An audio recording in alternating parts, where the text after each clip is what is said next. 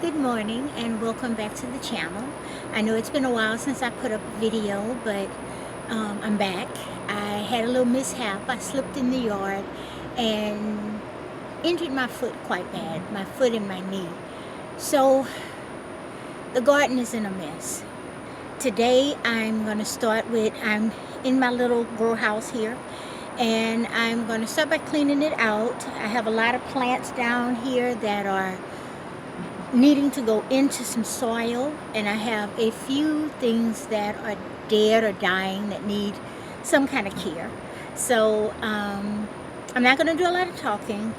I'm just mainly going to be cleaning out this tunnel and getting it ready for some new plants and covering my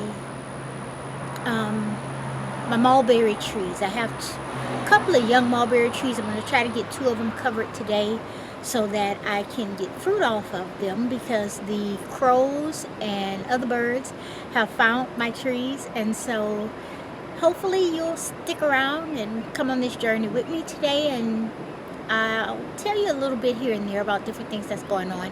But for the most part, I'm just going to be working because I am so behind, and I need to get a lot of things into soil so that we'll have a lot of things to eat during the winter season.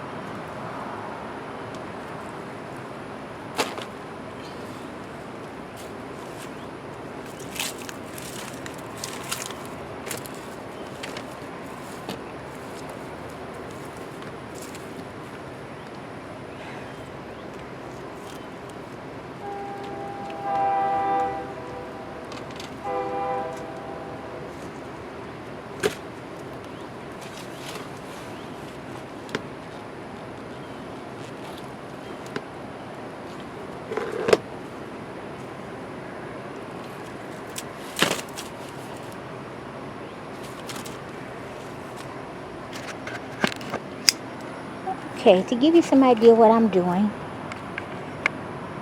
this was my worm bin, and because we've been receiving so much rain, it has just turned into a stinky mess, and I've lost most of my worms. But there's still some good organic matter in there. So what I'm trying to do is move what's left of this into this bin. And it will take a few weeks to right itself, but this will become a worm bed. And the best thing about it is, unlike the tackle box that I had them in, I either didn't put enough holes, or because it was sitting on the ground, it was not releasing the water as quickly as possible. But this will, because it is on the ground, and if the worms need to, they can go down deep into the earth as far as they need to survive. But they will come back up because they will have food and nourishment inside this box. And over the course of time, this will be a system that I use for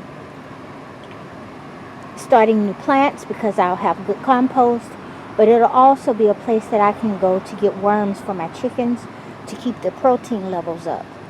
My intent this year, well, for the remainder of this year, is to try and become more self-sufficient in the food that I have for my chickens and other animals as I get them. The garden takes care of the greenery and things like that, but I need to be sure that I can keep the protein levels high. So I'm hoping I will achieve this by creating this worm bin inside of the little tunnel, and also it will hopefully give me access to not only worms for my chickens, but compost for planting and compost for planting and adding organic material to the top layer of my garden beds. So that's what I'm doing here. And after I finish that, I'm going to continue to add shelving around the sides. Last year I used this, and I would sit the pots inside the holes, but it didn't work as good as I thought it would. So I've started taking chicken wire and little pieces of wood and creating shelves inside of here, because I'm not a carpenter, but it's enough to have somewhere to sit my plants. And I have put a few, this is an old shoe rack, and I covered the bottom of it with a little hardware cloth too here to hold the pots on. And so I'm basically just trying to improve this system. Normally this is where I store plants for the winter, and I need to make it more efficient. So as we come around this way, it's a mess, but these are a lot of plants that are still viable. I either need to get them in the ground or pot them up, but I will continue this shelving all around the inside. And I need to get this is a Cavendish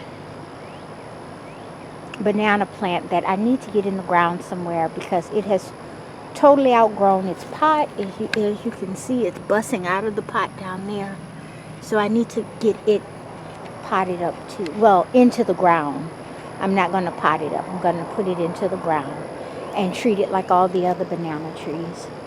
At this point, I'm focusing on things that survive without me having to struggle to keep them alive.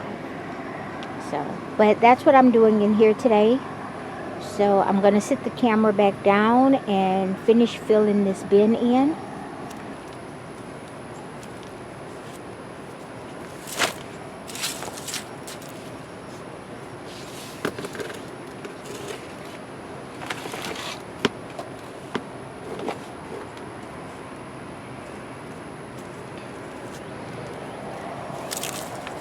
Most of what didn't break down is the eggshells that I had in there. And like I said, most of the worms either left or drowned because I was not aware that it was holding so much water. But I'm sure there are a few still in there. I've seen one or two since I've been moving it.